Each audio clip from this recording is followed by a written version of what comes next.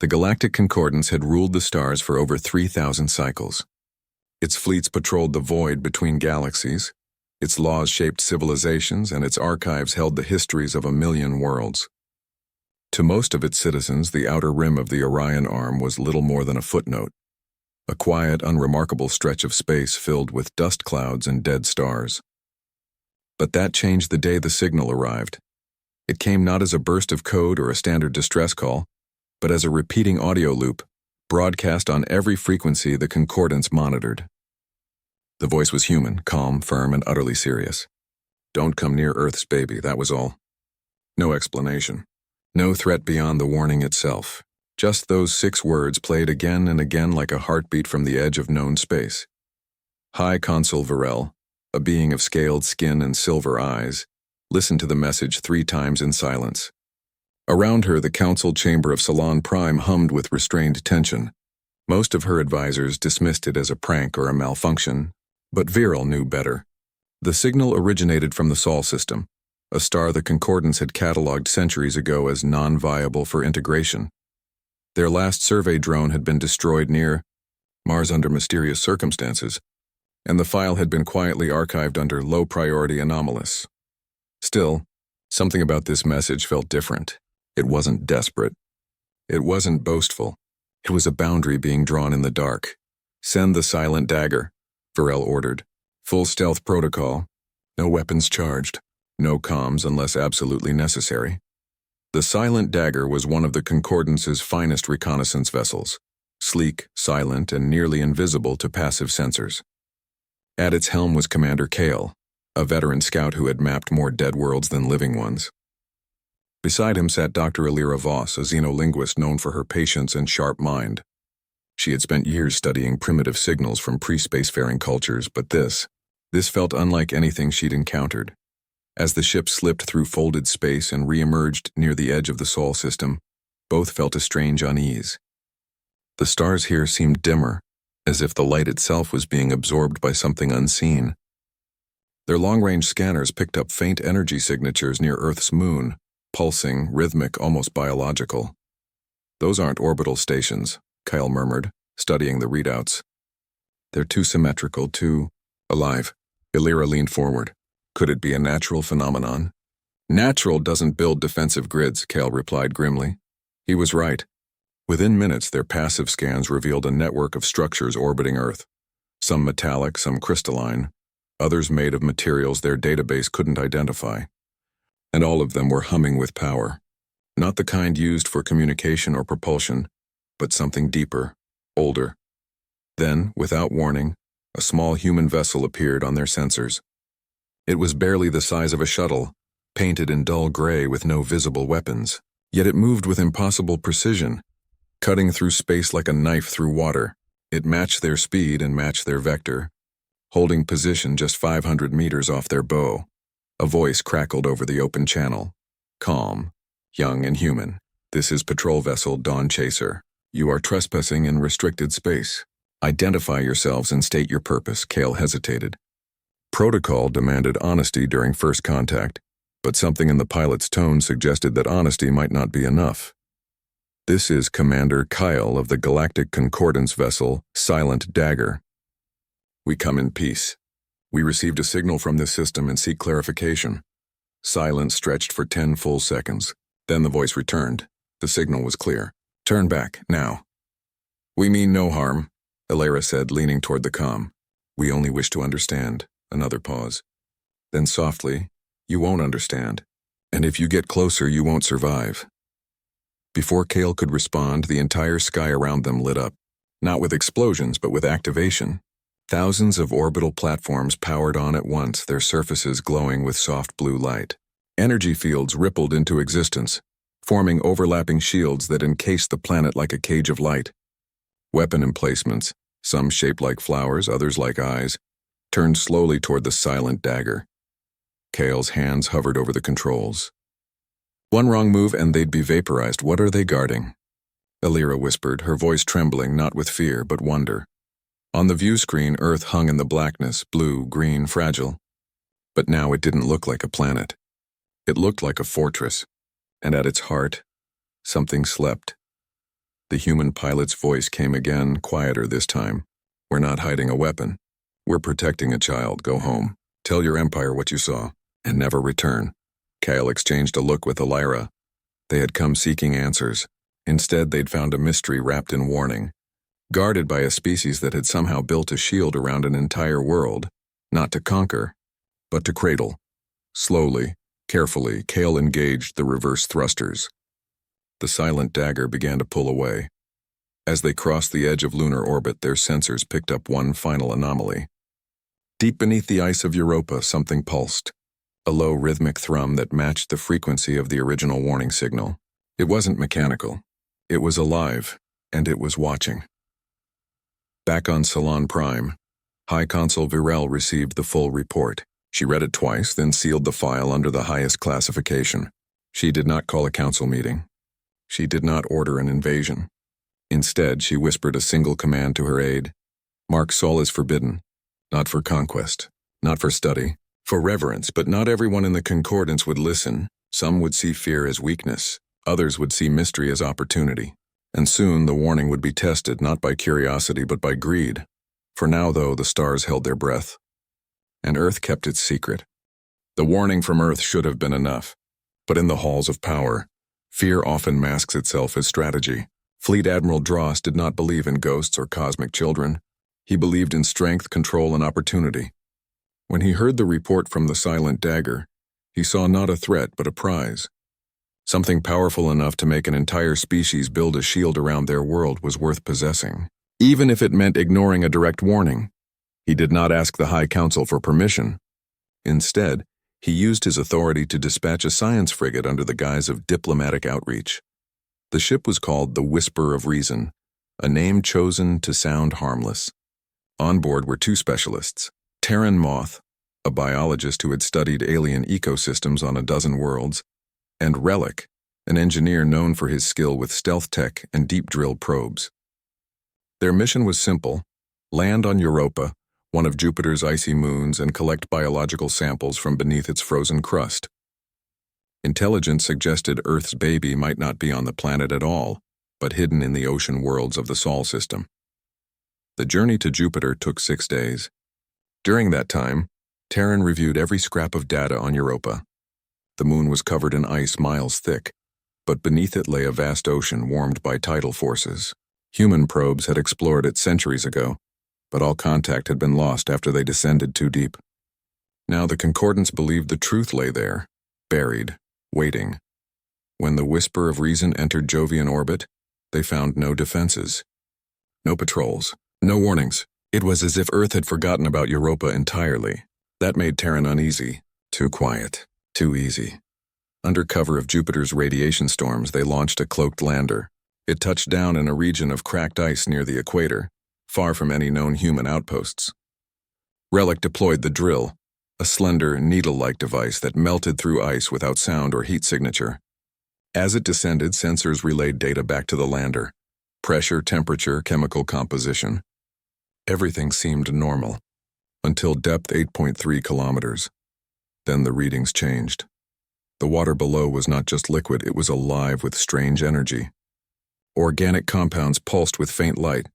Microscopic structures moved in coordinated patterns like cells in a living body. Terran's hands shook as she watched the feed. "This isn't just an ocean," she whispered. "It's a bloodstream." At 9.1 kilometers, the drill hit something solid. Not rock, not metal. Something soft yet unyielding. The drill's camera activated, revealing a wall of fibrous tissue veined with glowing filaments. It pulsed slowly like a sleeping heart. "Pull it back," Relic said, his voice tight. But Terran hesitated. "We need a sample." "Just a small piece." Before Relic could stop her, she activated the microcutter. The blade extended, nicked the surface, and the entire wall convulsed. Alarms blared in the lander. The ice around them groaned. Cracks spread outward like spiderwebs. From the drill shaft, a thick amber-colored fluid began to rise. "Fast. It's flooding the borehole," Relic shouted, slamming his hands on the controls. "Seal it now." But it was too late. The fluid reached the drill head, and the moment it touched the metal, the drill began to change. Its surface bubbled, then sprouted thin, hair-like tendrils. The camera feed flickered, then showed something impossible. The drill was growing eyes. Terran gasped. Shut it down. Disconnect! Relic severed the link, but the damage was done. The lander's hull sensors screamed. Something was climbing the drill cable. Fast. We have to go. Now.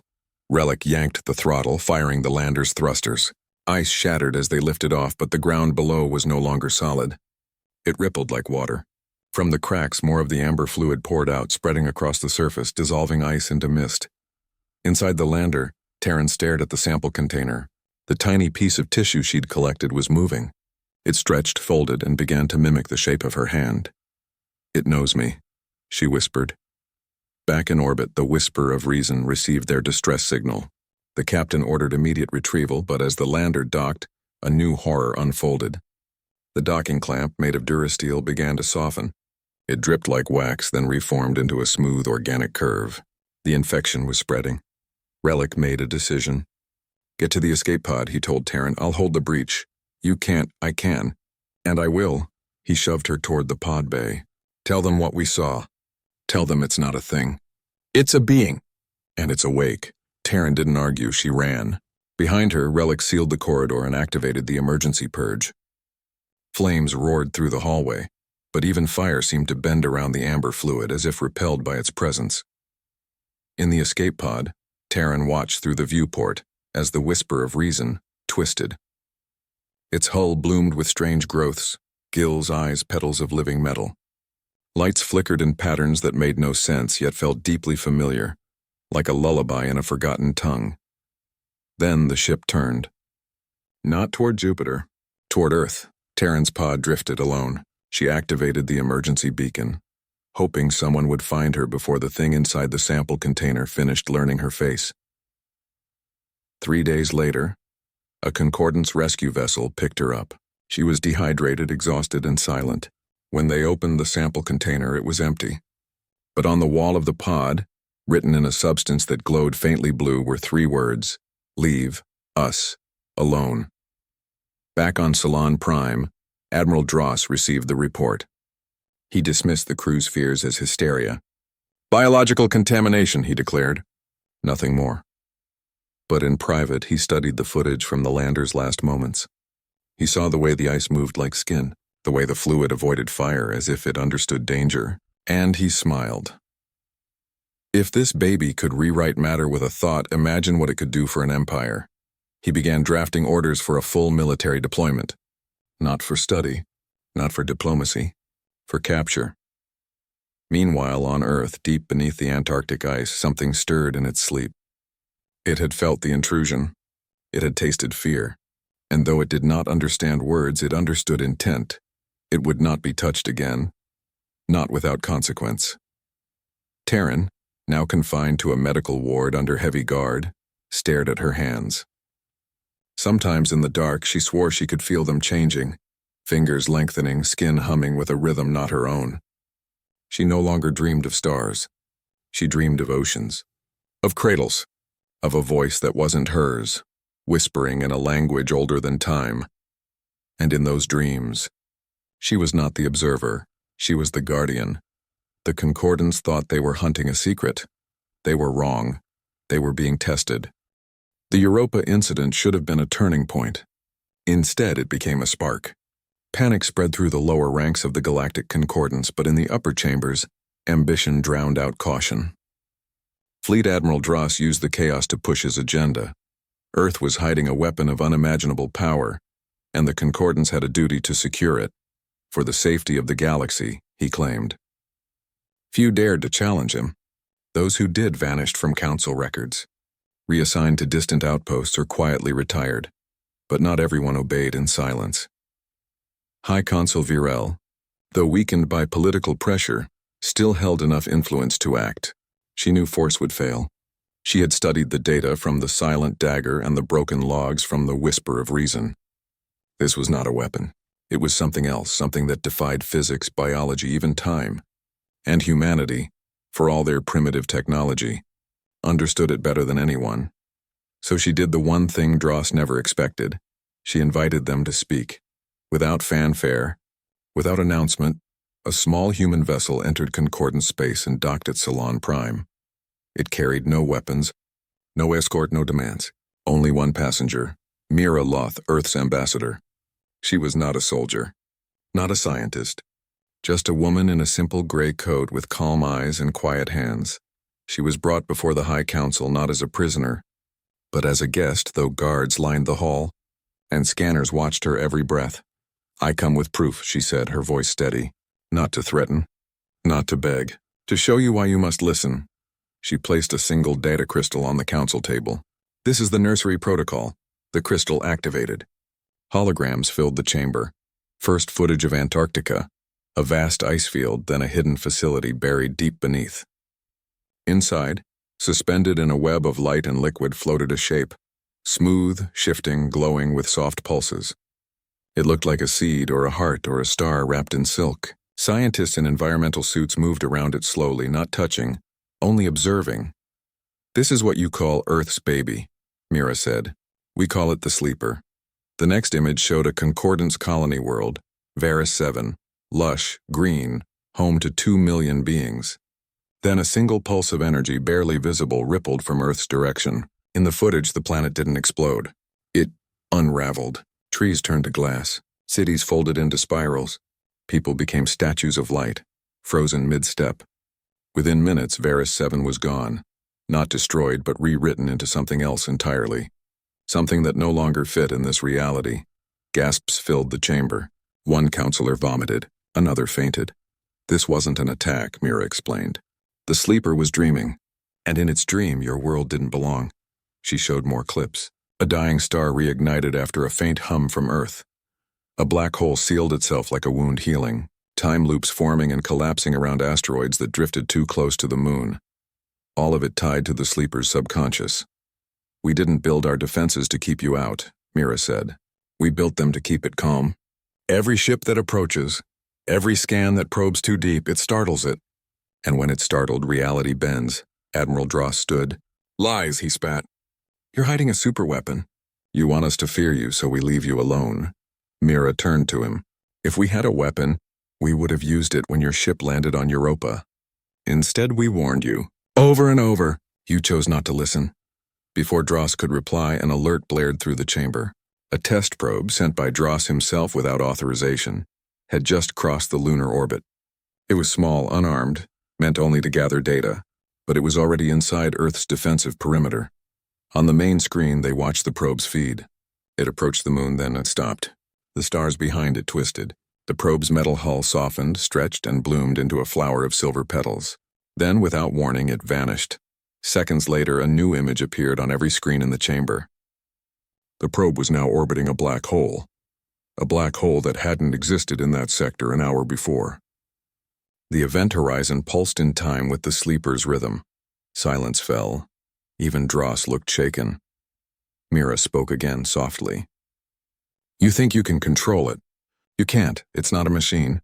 It's not even alive in the way you understand life. It's becoming. And if you wake it fully, not just your ships or your worlds will change. The laws of physics might forget your name." She turned to Virel. "We don't want war. We never did. But we will protect it. Not because it belongs to us, but because we were here first. And we learned to listen." Then she did something no one expected. She walked out of the chamber, alone, and returned to her ship. No demands. No ultimatums. Just a warning delivered face to face. The council erupted into debate. Some called for immediate withdrawal. Others insisted this was a bluff, a trick to buy time. Dross remained silent, but his eyes burned with calculation. That night he met with his inner circle in a sealed bunker beneath the Capitol spire. "We can't take it by force," one officer said. "Not after what we saw." Dross smiled. "Who said anything about force? If it responds to dreams, then we give it a dream it can't resist." He revealed his plan. Not invasion. Not theft. Seduction. Using stolen human neural data from the Europa mission, they would build a resonance beacon, a device that mimicked the calming frequencies Earth used. They would soothe the sleeper, then gently guide it away from Earth into Concordance custody. "It will think we're its parents," Dross said, "and children trust their parents." Meanwhile, back on Earth, Mira reported to the Global Defense Council. She told them what she'd seen. The fear, the greed, the glint in Dross's eyes. "They won't stop," she said. "Not until they try to take it." Joran, the young pilot who had first warned the silent dagger, stood nearby. Then we prepare. Deep in Antarctica, scientists activated the lullaby array, a ring of emitters surrounding the sleeper's chamber. It had never been tested at full power. If it failed, the sleeper might wake fully. If it succeeded, it could buy them time. But time was running out. 2 days later, long-range sensors detected a new fleet forming near the edge of concordant space. Not warships, science vessels, medical transports. Peace envoys, they claimed. But their flight paths told a different story. They were converging on Sol, not to talk, to harvest. Mira looked up at the night sky where stars blinked like watching eyes. She whispered words no one heard. "Hold on, little one. Just a little longer." In the chamber below the ice, the sleeper pulsed once, slow, deep, like a sigh. It was not sleeping. It was waiting. Admiral Dross did not wait for permission. He did not seek consensus. With a fleet of 300 ships disguised as science and medical vessels, he launched what he called Operation Cradle. His plan was simple. Approach Earth under the banner of peace, deploy the resonance beacon near the moon, and gently coax the sleeper into a state of trust. Once it was calm, a retrieval team would enter the Antarctic chamber and transfer it to a specially designed containment vessel. He believed he could control it. He believed he could own a god. Earth saw them coming. Long before the fleet crossed the orbit of Mars, human deep space sensors lit up like fireflies. Every orbital defense platform powered on. Drone swarms launched from hidden bays in the asteroid belt. The moon's surface cracked open in places, revealing massive energy cannons shaped like blooming flowers. But humanity did not fire, not yet. They sent one final message on all channels. Turn back. This is your last warning. Dross ignored it. The fleet pressed forward. As they neared lunar orbit, the resonance beacon activated. A soft hum filled space, a sound designed to mimic the lullaby array copied from stolen data. For a moment, it seemed to work. The energy fields around Earth flickered. The defensive platforms slowed their rotation. Then something changed. The sleeper stirred, not in anger, not in fear, but in confusion. It sensed a false voice, a lullaby sung by a stranger, and it did not like it. Space itself began to warp. The lead concordance ship, the Gentle Hand, twisted sideways, not in physical space, but in perception. Its crew watched in horror as their own limbs stretched into impossible shapes, their bones singing notes no human throat could make. Another vessel folded inward until it became a perfect sphere, then vanished, reappearing near Neptune with its crew aged 200 years in seconds. Commander Kale, now aboard the rescue frigate Last Light, watched from the edge of the battle zone. He had begged to be included not to fight but to witness. What he saw defied reason. Ships didn't explode. They transformed. Engines grew petals. Hulls sprouted eyes that wept liquid light. One cruiser turned into a flock of silver birds that scattered into the void, never to be seen again. On Earth, chaos reigned in the command centers. Alarms blared. Screens showed impossible physics. But in the Antarctic chamber, Mira and Joran ran through ice tunnels toward the heart of the facility. The lullaby array was failing. The false signal from the Concordance fleet was interfering with its frequency. "We have to stabilize it," Mira shouted over the howling wind inside the tunnel. "If the sleeper wakes fully, it won't just rewrite ships, it'll rewrite everything." Joran nodded, his face pale but determined. He knew what had to be done. The array required a living neural link, a human mind to sync with the sleeper's rhythm. Machines couldn't do it. Only empathy could. They reached the chamber. The sleeper floated in the center, pulsing faster now, its light shifting from blue to red. The walls of the room rippled like skin. Cracks formed in the floor, leaking the same amber fluid seen on Europa. Mira turned to Joran. "It's too dangerous." "It's the only way," he said. He stepped onto the central platform. Wires snaked from the floor, connecting to ports on his temples. As the link engaged, his body stiffened. His eyes rolled back. Then slowly they opened, filled with starlight. In his mind, Joran was no longer in Antarctica. He stood in a place without walls, without time. Galaxies swirled around him like dust motes. He saw civilizations rise and fall in the space of a breath. He saw Earth not as a planet, but as a cradle, woven from human hope and fear. And at the center of it all lay the sleeper. Not a monster, not a weapon, but a child lost in a nightmare it didn't understand. It was scared. It had been alone for so long. Joran reached out, not with his hands, but with his thoughts. He showed it memories, a mother singing to her baby, a hand holding another in the dark, a promise whispered under stars. He showed it that it was not alone, that it was loved. The sleeper calmed. Back in the chamber, the red light softened to gold, the cracks in the walls sealed. The amber fluid receded, but outside the battle raged. Admiral Dross, aboard his flagship Iron Cradle, refused to retreat. "It's working," he yelled, watching his screens. "The transformations are slowing." He didn't understand. The sleeper wasn't being controlled. It was choosing mercy. Then the flagship's main view screen went black. When it returned, it showed not space, but a memory. Dross saw himself as a child, standing alone in a burning city, crying for his mother.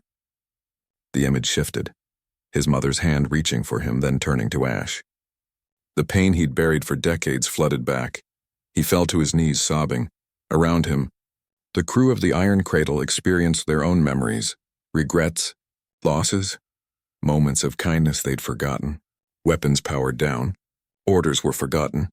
For the first time in centuries, the Concordance fleet stopped fighting, but Dross, in his shame and rage, made one last move. He activated the quantum destabilizer, a weapon designed to shatter reality at a single point. He aimed it at Antarctica. "Better dead than ruled by a dream," he whispered. The weapon charged. Deep in the chamber, Joran felt the threat. He couldn't stop it with force, but he could answer it with truth. He sent one final thought to the sleeper, not of fear, but of protection, and the sleeper answered. A wave of golden light erupted from Earth, not destructive, but cleansing. It washed over the fleet. The quantum destabilizer unraveled into a tree of light. Dross's rage melted into sorrow. His ship became a garden, its corridors filled with blooming vines and soft rain. The battle was over, not with fire, but with understanding. On the last light, Commander Kale watched in awe as the Concordance ships drifted, no longer war machines but living sculptures of peace. He knew the galaxy would never be the same. Below the ice, Joran opened his eyes. They were still filled with stars, but now they held something new: purpose. Mira helped him down from the platform. "What did you see?" she asked. He smiled faintly. "A child who just wanted to go home." Far above, the transformed fleet began to turn, not toward Earth, but away, back into the deep. The warning had been heard, and for now, the cradle was safe. The golden wave did not fade. It lingered in space like a breath held too long, soft and warm, wrapping around every ship, every soul that had come to take what was not theirs. The Concordance fleet, once proud, sharp-edged, hungry for power, now drifted in silence. Their hulls were no longer metal, but living wood and crystal. Their engines bloomed with gentle light, like fireflies in summer. Crews stepped onto open decks they had never known their ships possessed. And for the first time, they looked at Earth not as a target, but as a sanctuary. Admiral Dross stood alone on what had been his command bridge. Now it was a grove of silver trees, their leaves chiming in a wind that came from nowhere. He touched one of the trunks. It pulsed under his fingers, warm like a heartbeat. He wept, not from defeat but from clarity. He had spent his life chasing control, only to find that true strength lay in surrender, in trust, in letting go. On Earth, the world held its breath. Then slowly people began to emerge from shelters. They looked up at the sky and saw not warships but wonders. Some cried. Some laughed. Children pointed at the transformed fleet and called them starflowers. Deep beneath the ice of Antarctica, Joran sat beside the sleeper. He no longer needed wires or machines to speak with it. Their minds touched like two hands clasping in the dark. He felt its thoughts, not in words but in feelings, loneliness, wonder, a deep and ancient need to grow. "It's time, isn't it?" Joran whispered. The sleeper pulsed once, slow and sure. Yes. It had slept long enough. Earth had been its cradle, humanity its guardians. But a child cannot stay in the cradle forever. The universe was calling. Mira entered the chamber, her boots crunching on frost. She saw Joran's eyes, still filled with stars, and knew what was coming. Will it come back? She asked. Joran shook his head. Not like this. But it will remember us. Outside, the sky began to change, not with storm or fire, but with light. A soft golden column rose from the Antarctic ice, stretching into the heavens. It did not burn. It invited, one by one, the transformed Concordance ships turned toward it, not to follow, but to witness. The sleeper rose. It left its chamber not as a thing carried, but as a presence unfolding. It grew as it ascended, no longer the size of a child, but vast, gentle, woven from light and silence. As it passed through the atmosphere, auroras danced across every continent. Birds fell silent. Ocean stilled. For a moment, the whole planet felt like a single heartbeat. Then it was gone, not vanished, ascended. High above, near the edge of the solar system, it paused, and there in the void between stars it did something new. It made a sound. Not a scream, not a song, but a cry, the first true cry of something becoming itself. The sound rippled through space not as noise but as change. Dust clouds swirled into spirals. Dead stars flickered back to life. A nebula far beyond the Milky Way shifted its shape, slowly, beautifully, until it looked like a human hand cradling a newborn star. On Salon Prime, High Consul Varel stood on her balcony and watched the sky. She received a message not through comms but in her mind, simple, clear, final. Thank you for listening. She bowed her head. Then she issued her last decree as consul. Mark Sol not as forbidden. Mark it as sacred. Back on Earth, life returned to normal. But nothing was truly normal again. People spoke less of war and more of care. Nations shared resources without demand. Children learned not just science, but stillness. They were taught that some things are not meant to be owned, only honored. Joran never left Antarctica. He stayed near the empty chamber, now filled only with soft light and quiet hums. Sometimes, on clear nights, he would look up and feel a presence, not watching but remembering. Months passed. Then a year. One evening, as Joran walked the ice fields, a small object fell from the sky. Not a ship, not a weapon, just a smooth stone warm to the touch, glowing faintly blue. Inside it, frozen in perfect clarity, was a single drop of amber fluid, the same kind seen on Europa. And within that drop, a tiny pulse, not a threat, a promise. Far away, in the deep dark between galaxies, the sleeper drifted. It was no longer sleeping. It was learning, growing, and as it moved through the void, it carried with it the echo of a lullaby, one sung not by machines, but by humans who chose to protect instead of conquer. The Galactic Concordance never returned to Sol. Not out of fear, but out of respect. They told the story to their children, not as a warning of power, but as a lesson in humility. Once, they would say, a small world guarded something too great to name. And they did not hide it. They held it gently until it was ready to fly. Years turned to decades, decades to centuries. Earth healed. The fleet of starflowers remained in orbit, silent and blooming, a living monument to what had been. And in the quiet moments, when the wind blew just right over the Antarctic ice, or when a child looked up at the stars and felt a strange warmth in their chest, people knew. The baby was safe, and it remembered home.